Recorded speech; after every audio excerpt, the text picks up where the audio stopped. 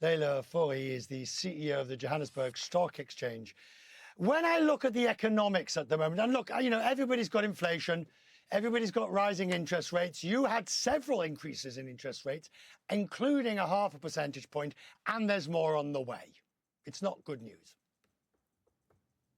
Richard, in fact, on a relative basis, while South Africa's inflation rate came in at 6.5%, slightly above our range, for the first time in over a couple of decades, South Africa's interest rate has been lower than the US. We're also not dependent on gas the way Europe is, and so the long-term inflation outlook is slightly less severe. We are also a net food exporter, and we have an internal support of coal, which is a very important part of our energy transmission. I'm glad you mentioned energy, because you've had the worst number of power cuts, deliberate power cuts, because of energy transmission issues.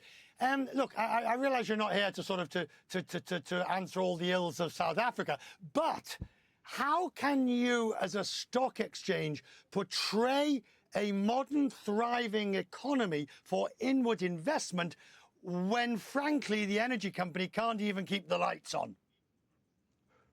Richard, there are short-term and there are long-term structural issues. We've got a short-term shock in the economy right now, and that's largely a wage dispute. The wage dispute has almost been finalized, and if wage negotiations are resolved quickly, it won't be a permanent event. There has been a profound change on the structural side of managing electricity.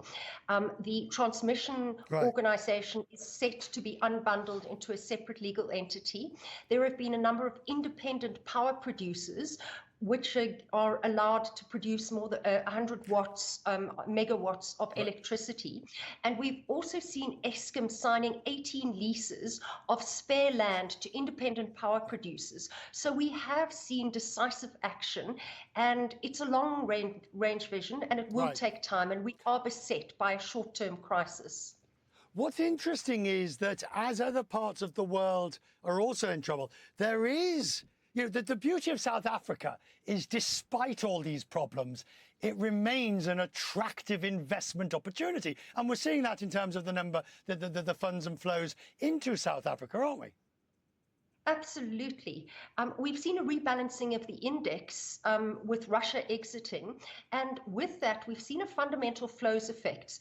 Traders are starting to look at tactical underweight and overweight positions, and they're choosing South Africa over our BRICS countries because we're geographically remote from Russia, because we have a high commodity pipeline, and because we have an improved fiscal position. South Africa is the only emerging market with a better fiscal position now than during the pandemic.